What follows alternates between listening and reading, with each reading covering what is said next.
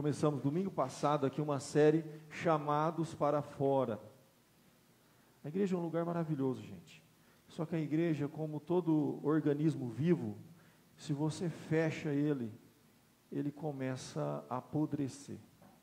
O que mais dá vida para uma igreja é uma igreja arejada, aberta, é gente nova chegando, é Deus soprando mesmo dentro dessa igreja vida, e a gente está falando muito sobre isso com a igreja, chamados para fora. A gente tem uma tendência com o tempo ir se acomodando, fechar no nosso mundinho, na nossa panelinha hermética, e a gente começa a se desconectar da realidade, do que acontece no mundo lá fora, do que está acontecendo com muitas pessoas, do sofrimento que existe diante de nós. A gente vai fechando os olhos, está confortável, está gostoso, vamos ficar aqui que está bom. Mas Deus tira a gente da zona de conforto, e essa série serve para isso. Domingo passado nós falamos da figueira, aquela figueira que não dava fruto há 3 anos, e aí eles iam cortar a figueira, mas alguém disse assim: não, ainda não, vamos dar mais uma chance para essa figueira. E foi dada a oportunidade, escavaram ao redor daquela figueira, regaram aquela figueira, para que ela desse fruto. Falamos sobre isso. E hoje eu vou falar de uma parábola que para mim é uma das mais lindas parábolas da Bíblia.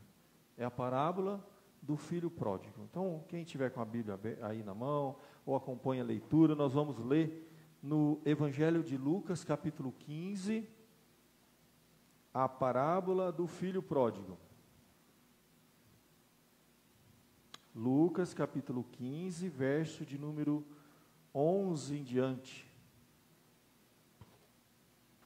Eu peço a paciência de vocês, é um pouco longa essa parábola, mas presta bastante atenção nessa história de 2 irmãos, no relacionamento deles com um pai. E vamos junto debruçar nesse negócio aqui e ver o que a palavra de Deus tem para falar para a gente hoje. Olha que coisa linda. Verso 11, Lucas capítulo 15, verso 11 em diante. E continuou: certo homem tinha 2 filhos. O mais moço deles disse ao pai: pai, dá-me a parte dos bens que me cabe. E ele lhes repartiu os haveres. Passados não muitos dias, o filho mais moço, ajuntando tudo que era seu, partiu para uma terra distante, e lá dissipou todos os seus bens, vivendo dissolutamente. Depois de ter consumido tudo, sobreveio àquele país uma grande fome, e ele começou a passar necessidade.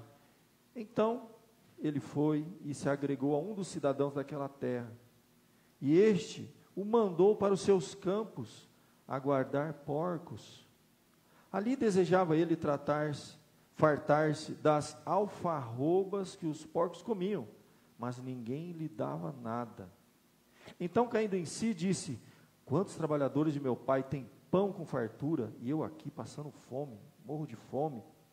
Levantar-me-ei, irei ter com meu pai, e lhe direi: pai, pequei contra o céu e diante de ti, já não sou digno de ser chamado teu filho, trata-me como um dos teus trabalhadores. E levantando-se, foi para seu pai. Vinha ainda longe, quando seu pai o avistou, e compadecido dele, correndo, o abraçou e beijou. O filho lhe disse: pai, pequei contra o céu diante de ti, já não sou digno de ser chamado teu filho. O pai, porém, disse aos servos: trazei depressa a melhor roupa, vestiu, ponde-lhe um anel no dedo e sandálias nos pés. Trazei também e matai um novilho cevado, comamos e regozijemo-nos, porque este meu filho estava morto, reviveu, estava perdido e foi achado. E começaram a regozijar-se. Ora, o filho mais velho estivera no campo, e quando voltava, ao aproximar-se da casa, ouviu a música e as danças. Chamou um dos criados e perguntou o que era aquilo. E ele informou: veio teu irmão, teu pai mandou matar o novilho cevado, porque o recuperou com saúde. Ele se indignou e não queria entrar. Saindo, porém, o pai procurava conciliá-lo. Mas ele respondeu a seu pai: há tantos anos que eu te sirvo sem jamais transgredir uma ordem tua, e nunca me deste um cabrito sequer para alegrar com os meus amigos? Vindo, porém, este teu filho, que desperdiçou os teus bens com meretrizes, tu mandaste matar para ele o novilho cevado? Então lhe respondeu o pai: meu filho, tu sempre estás comigo, tudo o que é meu é teu. Entretanto, era preciso que nos regozijássemos e nos alegrássemos, porque esse teu irmão estava morto e reviveu, estava perdido e foi achado. Até aqui, gente, é uma longa parábola. E uma das passagens mais lindas que a gente tem sobre essa parábola é uma pintura, eu vou pedir para eles colocarem no telão, de Rembrandt. É uma pintura, se você olhar, vou pedir para apagar a luz para ficar bem nítido ali no telão, porque é um pouco escura essa pintura, que vai retratar esta imagem, pintura a óleo, de o pai recebendo o filho. Vocês vão ver, quando eles colocarem lá no telão a pintura, o filho está descalço, maltrapilho, com as suas roupas todas rasgadas, e o pai abraçando e recebendo ele. É uma das pinturas mais lindas que você tem, que está retratando essa cena. Você tem um pai recebendo o filho do jeito que ele veio, né? E do lado, provavelmente, o irmão mais velho, que não estava querendo receber o irmão. Você vê na parábola que ele já nem chama mais de irmão. Olha, aquele teu filho, não fala meu irmão, fala aquele teu filho, que desperdiçou teus bens. Então, essa é uma cena pintada há muito tempo atrás, por um famoso pintor, Rembrandt, que nos conta essa história maravilhosa. Só que o que é mais interessante, tanto a arte como a própria tradição, a gente foca muito no filho perdido. Quem é o filho perdido aqui? Você tem dois filhos, a cena é clássica, um pai com dois filhos, e você tem o que a gente chama do filho pródigo, né? Aquele filho que estava perdido e foi achado. Só que quando a gente estuda com mais profundidade, você vai descobrir que os dois filhos estavam perdidos. Os dois filhos não estavam conectados com o pai. Só que um estava perdido fora da casa do pai e outro estava perdido dentro da casa do pai. Essa é realmente a grande lição dessa parábola. E por que Jesus proferiu essa parábola? Lembra, domingo passado a gente falou, a parábola ela tem um contexto, alguma situação se criou e Jesus então chama as pessoas para perto. Eu vou contar um enigma. Parábola é aquilo que você escuta e você não saca na hora.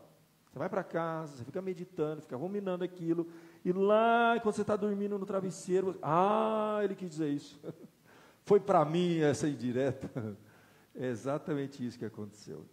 Lá em Lucas capítulo 15, no verso de número 1, a Bíblia vai dizer que Jesus, ele era muito acessível a todo tipo de pessoa. Pessoas que os religiosos daquela época não tinham muito contato. A Bíblia diz assim que aproximavam-se de Jesus publicanos e pecadores para o ouvir. Publicanos eram servidores públicos que naquela cultura, naquela época, tinha tradição de ser gente muito corrupta, gente complicada. Publicano naquela época, você tem servidor público como, por exemplo, cobrador de impostos. Naquela cultura, naquela época, não se conhecia um cobrador de impostos que não fosse realmente corrupto. Era muito comum isso, tanto que alguns se converteram e foram até Jesus e disseram assim: olha, se eu roubei alguém, eu vou restituir 4 vezes mais, e vou dar metade de todos os meus bens, porque eles sabiam que era tudo roubado.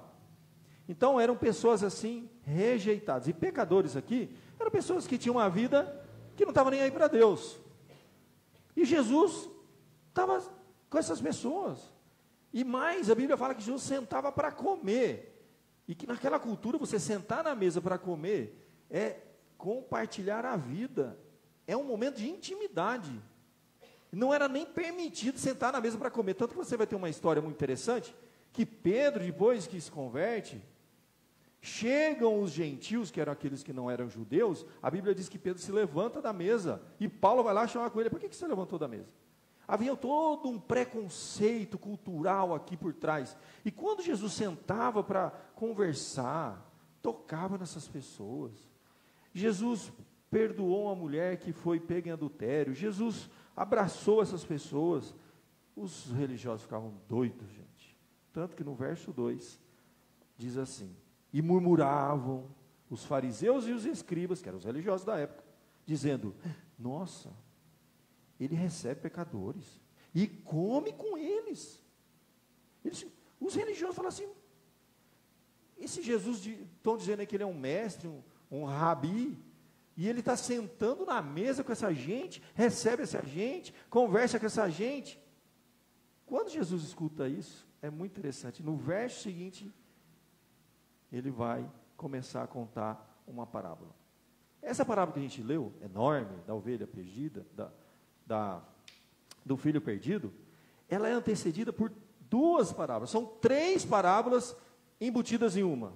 É a famosa parábola da ovelha perdida, da dracma, da moeda perdida, e termina com o filho perdido. É muito interessante isso. Então, Jesus proferiu uma parábola. Vou contar para vocês uma coisa. Aí ele começa a contar da história da ovelha perdida. Que ele tinha 100 ovelhas, deixou as 99, foi atrás daquela. Aí ele conta assim que há mais alegria no céu por um pecador que se arrepende do que por 99 justos que não necessitam de arrependimento.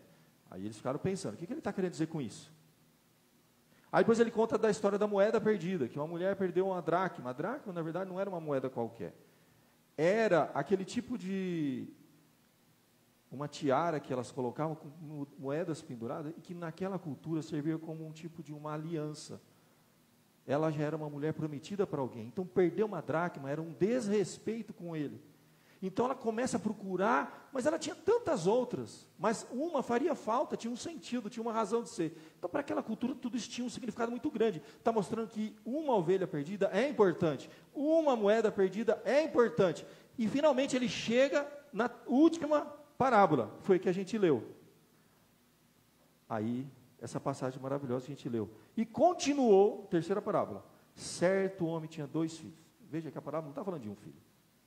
Vocês vão entender que, na verdade, a grande lição aqui era para religiosos que estavam criticando Jesus, porque ele abraçava, sentava, comia, batia papo com gente que os religiosos não chegaram nem perto. Aí ele falou assim: vou contar uma parábola para vocês. E ele começa a contar a parábola de 2 filhos, que um estava perdido distante, e o outro estava lá com o pai. E aí tem todo esse desfecho maravilhoso que a gente acabou de ver. Então, alguém deu um título para essa parábola de a conversão de 2 filhos. Que os 2 estavam longe do pai, espiritualmente, no coração. Um estava dentro da casa, comia, sentava com o pai, mas o coração não estava ali. Olha que coisa louca. E a grande mensagem que ele queria trazer era para os religiosos daquela época, dizendo o seguinte: olha, vocês são esse filho mais velho, que não estão alegres em receber os filhos perdidos. Foi vamos dizer assim, um chacoalhão, foi uma forma de Jesus chacoalhar a igreja daquela época, que não tinha entendido o significado do amor de Deus.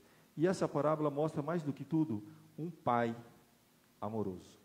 Um pai amoroso, não tenha dúvida disso. Vamos devagarzinho nela e vamos tentar entender um pouquinho essa parábola. Olha que coisa linda.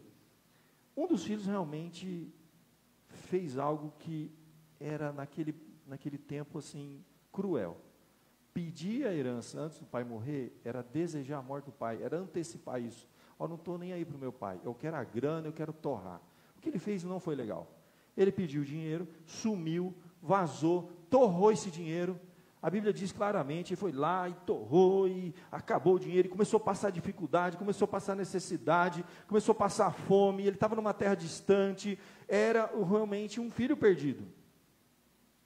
E ele cai em arrependimento. O texto é claro: levantar-me-ei, irei ter com meu pai, e lhe direi: pai, pequei contra o céu diante de ti, já não sou digno de ser chamado teu filho. E ele começa então a ensaiar esse encontro com o pai, temendo encontrar o pai. O que vai acontecer? Será que o pai vai me receber? Interessante que o texto diz assim, que ele nem cogita mais ser recebido como um filho, porque ele abandonou a paternidade do pai em troca da herança. Ele negou a paternidade do pai. Então não tinha volta. O que ele fez ali, naquela cultura, não tinha volta, ok. E ele pega, então, olha, ele não vai mais me aceitar como filho, nem espero isso, mas pelo menos como um empregado, porque os empregados do meu pai viviam melhor do que eu estou vivendo aqui. Se eu voltar lá, ele me aceitar como um empregado, como um servo na casa, tá bom demais, eu vou ter o que comer, vou ter onde dormir. Então ele ia voltar, propor para o pai, olha, me aceita como um dos teus empregados, que eu estou feliz, está bom demais para mim. E aí o verso 20 vai dizer, ele levantou e foi para o seu pai. Aí você vai ver o contraste. Você imagina agora esse pai, durante todos esses anos que o filho ficou longe, ele podia ter blasfemado, amaldiçoado, rejeitado esse filho, não. A Bíblia vai dizer uma coisa muito interessante, está nas entrelinhas, verso 20. Vinha ele ainda longe, quando o pai o avistou. Dá a entender, os intérpretes, estudiosos, diz o seguinte, a figura é de um pai que aguardava ansiosamente o retorno, um dia, quem sabe, desse filho. E ficava sempre olhando na entrada daquela propriedade, quem sabe um dia o meu filho vai entrar por aquela porta, para aquele portão, para aquela propriedade. De longe, o pai estava ansioso, provavelmente todos os dias ele ia lá para a varanda da sua casa, falar, um dia meu filho vai voltar. Um dia ele vai cair em si e vai voltar para mim. E ele então de longe vai ver o filho. Quando o pai avista, o texto é lindo, ele fala que ele se compadeceu. Compadeceu, a palavra grega simpatos, vem de simpatia, de simpatizar. O que é simpatia? O que é simpatizar? É sentir a mesma coisa, é se identificar, é sentir a dor e o sofrimento e a miséria alheia. Ele se identificou com aquilo, o coração dele se ligou ao coração. Ele deve ter visto aquele filho naquele estado, que saiu de lá cheio de dinheiro, bonito, né, bem vestido, corado, bem alimentado, e voltava um maltrapilho, quebrado, destruído, por fora e por dentro, descalço. Passou fome, mas estava vivo. A Bíblia diz que ele se compadeceu, e mais, correndo, não esperou o filho vir. Ele correu em direção ao filho, abraça e beija esse filho. E quando ele abraça e beija esse filho, do jeito que ele veio, sujo, fétido provavelmente, com as suas roupas rasgadas, cheirando mal, ele é abraçado e beijado por esse pai. É a cena que a gente tem aqui.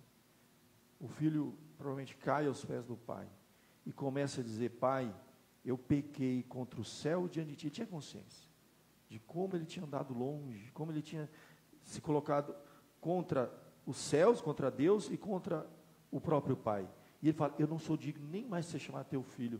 Ele ia falar, me aceita como teus servos. Aí acontece algo extraordinário. A Bíblia diz que o pai, porém, verso de número 22, disse aos seus servos, tragam depressa 3 coisas que ele vai pedir, olha só, melhor roupa, anel no dedo e sandália nos pés. E tem todo um significado. Primeiro, a melhor roupa. A roupa, meu querido, ia identificar o filho como alguém reconciliado. E é interessante que na Bíblia fala muito sobre isso. Quando Deus nos recebe, e a figura aqui você vai perceber claramente que é Deus recebendo, nos recebendo, né? A Bíblia diz em Isaías, capítulo 61, que quando Deus nos recebe, Ele nos cobre com vestes de salvação e com manto de justiça. É a ideia de cobrir aquele filho que trazia as marcas de alguém que viveu uma vida longe de Deus e estava agora sendo reconciliado. A melhor roupa, aquela roupa que o pai usava, dá para o filho usar. Segundo, anel, gente. Naquela época o anel, ele tinha um significado muito interessante. Ia mostrar que aquele filho voltava a ter autoridade agora de filho naquela casa. E tem mais uma coisa interessante. O anel identificava ele como um membro daquela família e ele passaria a ter novamente todos os direitos de filho. Até mesmo herança. O que deixou o outro lá indignado. Falei, pera, já pegou a parte dele. Já foi, já torrou, quero o resto tudo para mim. Só tinha 2 filhos. E dá a entender que ele recebeu. E por fim, sandália. Os servos andavam na casa do Senhor descalços. Se ele continuasse andando descalço, ele seria um servo naquela casa. Não, coloca sandália, que ele não é servo na minha casa. Ele é meu filho. Claramente, gente, é o pai recebendo, restituindo tudo na vida daquele filho. Trazei-me agora o novilho cevado, gente. Sabe o que é o novilho cevado? É aquele que o pessoal vai alimentando, gordo assim, para quando for abater, fazer aquele churrascão, sabe, provavelmente uma festa de casamento do filho mais velho, provavelmente. Trazei-me e matai o novilho cevado. Comamos e regozijemo-nos, porque este filho estava morto e reviveu, estava perdido e foi achado, e começaram a regozijar-se. E aí ele vai lembrar daquela passagem que ele falou lá atrás, que haverá maior júbilo no céu por um pecador que se arrepende, do que por 99 justos que não necessitam arrependimento. Claramente aqui, gente, é Deus nos recebendo. É Deus vindo até nós. Quando a gente pensa que a gente vai até Ele, Ele não fica esperando. Ele vem até nós como um pai. O texto é claro. É Deus, a figura do filho que está dentro da casa é o filho religioso, e o filho fora de casa é o filho que não está preocupado com o pai. E em algum momento, o filho mais moço, o moço volta para o pai recebe com abraço, restitui tudo, o anel, a roupa, a sandália, ele recebendo o filho na casa do pai, dando todos os direitos para o pai. E aí, meu querido, o mais interessante de toda essa história é a reação do filho mais velho, que não entendeu nada. Ele não estava nem entendendo o que é o amor do pai. Ora, verso 25, o filho mais velho estivera no campo. Quando voltava, aproximando-se da casa, ouviu música e dança. E chamou um dos criados e falou assim: o que está acontecendo aqui? Está tendo festa na casa do meu pai, não fui chamado? Mais ou menos isso. E ele informou: veio teu irmão e teu pai mandou matar aquele novilho cevado, porque o recuperou com saúde. E ele ficou muito indignado.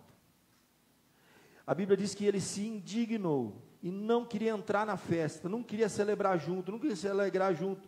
E o pai sai para reconciliar o filho. Gente, isso aqui está dentro de um contexto. Se lembra quando Jesus sentava com publicanos e pecadores? E os religiosos vinham e falavam assim: o que você está fazendo aí com esse pessoal? Aí Jesus: vou contar uma parábola a vocês. Claramente, quem é o filho mais velho aqui? São os fariseus, gente. Os publicanos, os religiosos, que não entenderam o propósito. O que tem mais profundo aqui, sabe o que é? Essa é uma parábola que conta o seguinte: se o filho mais velho, que estava na casa do pai, verdadeiramente amasse o pai, o que mais trazia sofrimento para o coração do pai? O que mais trazia angústia para o coração do pai? Saber que um dos filhos estava perdido. Se o filho mais velho amasse o pai, o que ele iria fazer?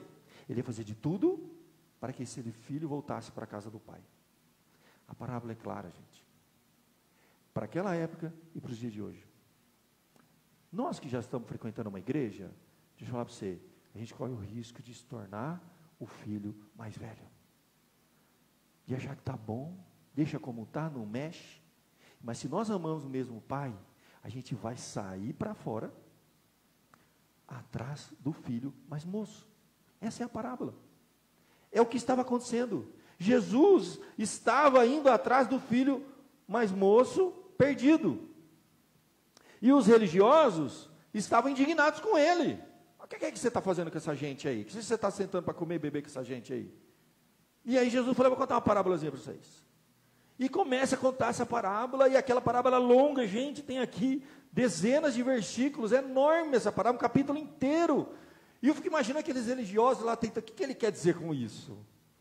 Quem que é essa gente aí? Quem que é esse filho mais moço, mais velho? O mais velho está indignado porque o mais moço, porque não sei o quê. Claramente, olha que coisa inteligente, que história brilhante. Jesus nunca chegava e ele queria que as pessoas chegassem a uma conclusão, elas mesmas, para fazer com que você chegue a uma conclusão. E a grande pergunta é: Será que nós, como igreja, corremos o risco de nos tornarmos o filho mais velho, que estamos tão preocupados com as coisas da casa do pai, correndo para cá e para lá com as coisas da casa do pai, mas esquecemos que o mais importante não é isso. O mais importante são pessoas e não coisas. O mais importante são os filhos mais novos, que estão distantes do pai e que precisam voltar para a casa do pai. E o texto mostra, então, um pai amoroso, compreensivo, perdoador, disposto a restaurar o filho, a receber o filho.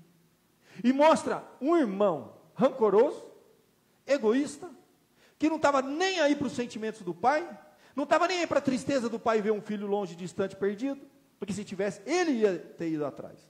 E você sabe quem é Jesus nessa história? A interpretação teológica é assim: Jesus é o filho mais velho que deu certo. Como os filhos mais velhos não estavam indo buscar o filho mais novo, o pai mandou um filho, que é Jesus, para ir buscar esses filhos perdidos. Jesus é o filho mais velho, que estava na casa do pai, e que deixou o conforto da casa do pai, para ir buscar o filho mais novo. É claramente isso. Olha que coisa linda. Jesus é isso. E se em algum momento você quer seguir os passos de Jesus, não tem outra coisa para fazer. Jesus se esvaziou da sua glória, ele desceu. A Bíblia diz que ele se fez homem, em forma humana, se humilhou. Ele foi até o fundo do poço para resgatar aquele filho perdido. Jesus é o irmão mais velho que deu certo. Porque os irmãos mais velhos, entre aspas, os religiosos daquela época, não tinham entendido qual era o propósito. Deus tinha então, nessa figura, seriam dois filhos perdidos, um dentro da casa, um religioso. Gente, não é à toa que Jesus tinha muito problema com os religiosos daquela época, muito problema, muito problema. A gente não vê Jesus tendo alegria, batendo um papo com os religiosos daquela época, era sempre embate. E a gente vê Jesus sentando com publicanos e pecadores. É uma coisa assim, é um contraste. Você sabe qual que era a fama de Jesus? Jesus tinha uma fama. Olha lá, um homem religioso. Não. Você sabe qual era a fama de Jesus? É quando ele vai fazer o contraste entre João Batista e Jesus. Porque diziam assim, ó, João Batista, ele tinha uma vida tão... Ele andava com roupas, peles de animais, comia gafanhoto. Ele devia ser uma figura que assustava um pouco. Sabe aquele tipo assim, aquele profeta meio esquisito assim? As pessoas chegavam a dizer que ele era um louco, um fanático, porque ele comia gafanhoto, vivia no deserto, e de vez em quando colocava o dedo na cara do rei, e falava tudo que tinha que falar. Era um profeta meio... O pessoal tinha um pouco de medo de João Batista. Só que Jesus foi o oposto de João Batista. Jesus foi aquele que ia para as festas. Tanto que a fama de Jesus era comilão e beberrão. Você sabe qual é a fama de Jesus? E Jesus era, eles tinham fama, Jesus está sempre nos lugares bebendo aí, com essa gente. Como é que pode? A fama do nosso Senhor Jesus Cristo era de um comilão, um beberrão que vivia nas festas. Ele estava sempre no meio de gente. Ele festejava, ele estava na casa do suquê, e tudo virava festa, e a turma bebia, comia, ele estava lá. A fama de Jesus para os religiosos daquela época era essa. E ele é o comilão, beberrão, amigo, publicano, pecadores. Jesus vai falar isso, eu mandei João Batista, vocês ficaram assustados com ele, diziam até que tinha demônio. Esse cara aí está endemoniado, ele é meio louco. Aí vem Jesus, que é amigo do povo, está no meio de todo mundo, porque João Batista ficava isolado no deserto, né? Aí vocês falam assim, um comilão, beberrão é amigo de publicanos e pecadores. Jesus vai fazer isso. Ele vai falar assim, vocês não sabem o que vocês querem, hein? Eu mando um profeta meio, esquisito, igual João Batista, vocês assustam. Não serve. Aí vem Jesus, amigo do povo. Jesus, gente, eu acho que o que a Bíblia mostra, devia ser uma pessoa simpática. A ponto das pessoas se sentirem confortáveis de sentar na mesa para conversar com ele. Sentar na mesa para comer, beber e contar da sua vida, e abrir as suas mazelas, e confessar e falar. Ele devia ter alguma coisa que atraía as pessoas. Ele devia ter um carisma, alguma coisa diferente que a religião de hoje esqueceu. Que religião afasta as pessoas. O que a gente imagina? Vou na igreja. Ixi, pelo amor de Deus. Eu sei porque eu não nasci na igreja. Eu vivi a vida, metade da minha vida longe da igreja. E quando vinha crente em casa, pelo amor de Deus, vixe, a imagem que eu tinha era o ser humano mais chato do mundo. Não pode fazer nada. Deus me livre. Não gostava de crente. E Deus me cercou de crente, né? Parece que Deus faz isso aí, né? Vai enchendo de crente, né? Eu tinha um vizinho que era pastor. O filho dele ia na minha casa me chamar. E eu falava assim, vó, meu Deus, olha o filho do pastor lá, vó, quer me levar para a igreja dele. E eu falava assim, vó, eu vou sair pelo fundo, você diz lá que eu não vi, não estou aqui. Esse filho desse pastor fica atrás de mim aqui. E você sabe quem era esse filho desse pastor, né? Era do reverendo Nelson Bordini, lá da igreja de Filadélfia. Alguns anos se passaram, eu tinha 17 anos, eu saí de casa, viajei no Rio de Janeiro, fui subir no Espírito Santo, fui parar no interior do Pará, no Amazonas, fiquei 2 anos, eu vivi a experiência do filho pródigo, fiz tudo que eu quis fazer, experimentei tudo que eu quis experimentar, eu me entreguei para tudo, eu queria liberdade, eu vivi essa experiência, e eu sabia que Deus estava sempre me cercando. Onde eu via, tinha crente perto de mim, falando de Jesus, não aguentava mais, queria saber de Jesus. Uns 3 anos depois, eu fui na casa daquele pastor. Eu bati na casa dele. E fui trocar uma ideia com ele. E, por incrível que pareça, um senhor, que a imagem que eu tinha era muito diferente. Eu comecei a falar um pouco da minha vida, eu achei que ele ia ficar horrorizado, escandalizado, ele me recebeu muito bem, marcou de encontrar comigo outras vezes, começou a falar para mim de algumas coisas que eu nunca tinha ouvido falar do Evangelho. Eu falei, então peraí, então não é tudo isso que a turma fala aí, não. Esse Deus ama a gente, e recebe a gente como a gente está. Só que eu descobri uma coisa interessante, né? Que a Bíblia mostra que o Evangelho é assim, Deus nos ama tanto, o bastante, para te receber como você está. Deixa eu te contar uma coisa para você.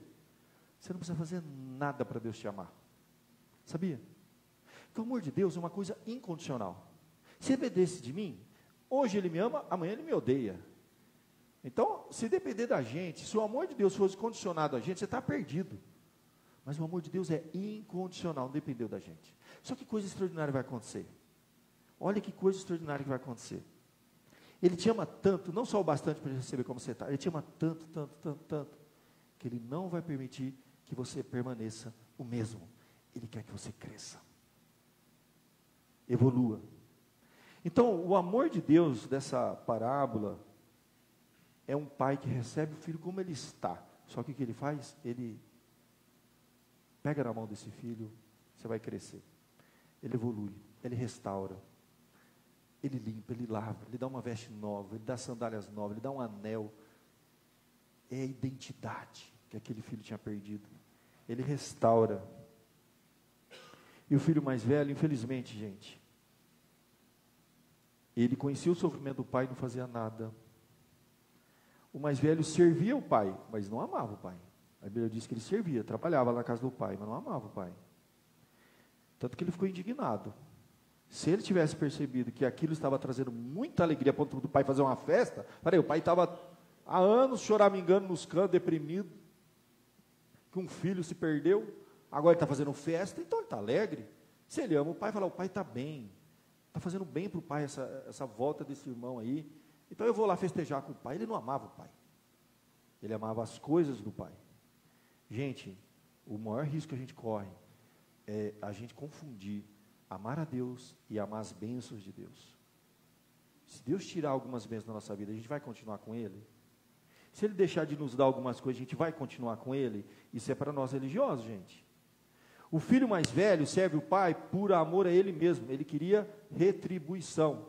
Tanto que ele falava assim, ó, eu faço tanto, você nunca me deu nem um cabrito. E para esse teu filho aí, ó, que nem chamava mais de irmão, o senhor deu o novilho cevado, colocou anel, sandália, a melhor roupa. Eu não tenho a melhor roupa.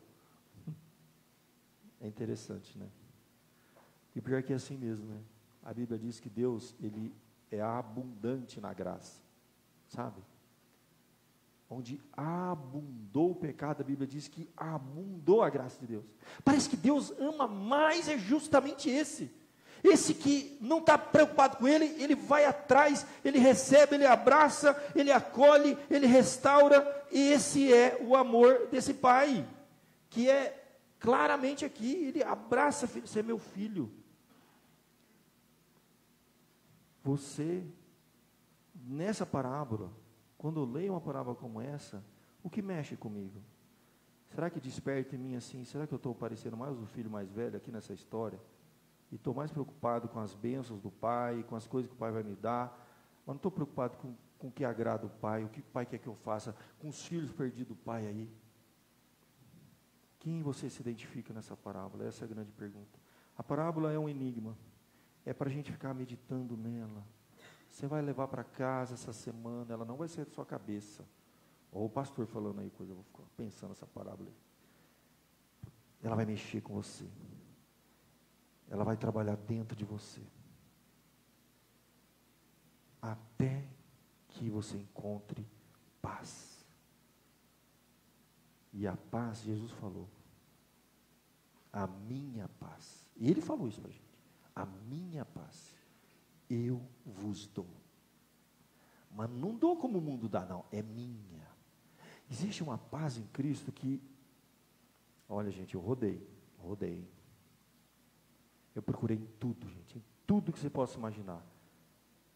Encontrei alguns momentos de paz, alguns momentos de satisfação, mas era rápido, acabava muito rápido.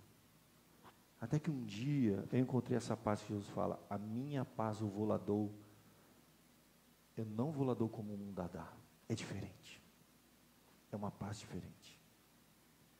Feche seus olhos, vamos falar com o pai. Lembra que o pai é o pai desses dois moços aqui, gente. Ele está de braço aberto. Ele quer receber a gente. Ele quer vestir a gente com vestes, com manto. Olha que coisa linda. Ele quer dar nova sandália para a gente. Ele quer dar um anel para a gente. Isso tudo é a identidade nossa. Ele quer a gente por perto.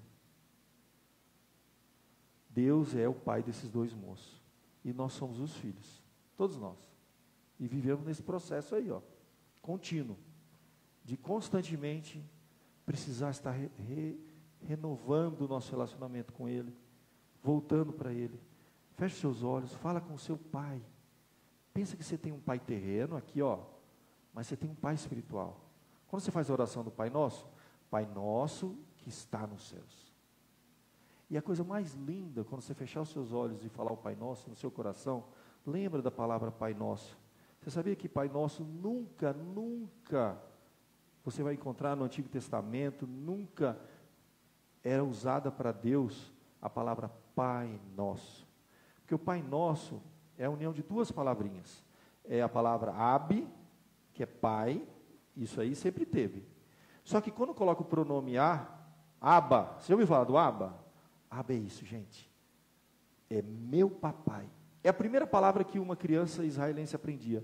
Abba. Assim como na nossa cultura tem o mama, papa, naquela cultura era papa. Era Abba, no hebraico. E quando uma criança falava Abba, era um relacionamento íntimo. Era aquela criança no colo que está começando a balbuciar as primeiras palavras, ela falava Abba. E um choque das pessoas, Jesus falou assim, eu vou ensinar vocês a orar. Quando vocês orarem, vocês falam assim, aí Jesus fechou os olhos e falou assim, Abba, Pai nosso, que está nos céus, santificado seja o teu nome, venha o teu reino, seja feita a tua vontade. Coisa linda, gente. Orar e falar com Deus é falar assim, papai. Você já chamou Deus de papai? Papai. Nem o pai terreno a gente chama depois, né, que a gente fica velho, né? Papai. Jesus está convidando você a chamar Deus de papai. Meu papai do céu. Abre o coração, conta para Ele. O que está te incomodando. O que está tirando a tua paz. O que te preocupa. Fala com Ele. Meu papai. Vamos fechar os nossos olhos. Enquanto a gente ora, eu vou chamar os presbíteros à frente. Hoje tem Santa Ceia, tá? Vou chamar os presbíteros à frente, que a gente ora e vai se preparando para ter esse momento de comunhão com o Pai. Pai amado, graças te damos, Senhor, porque essa parábola nos lembra que nós temos um Pai, não só na terra, mas nos céus. O Pai da terra, ele é humano, é imperfeito, é falho, e ele não vai estar para sempre com a gente, mas nós temos um Pai no céu, que é eterno, que é maravilhoso, que é amoroso, que quer nos perdoar, nos abraçar, nos acolher. E essa parábola nos lembra disso, Senhor. E também desperta a igreja, para a gente não se acomodar, e não nos tornarmos o irmão mais velho, pensando só em nós, nas coisas que a gente está correndo, a vida nossa, correr atrás de coisa.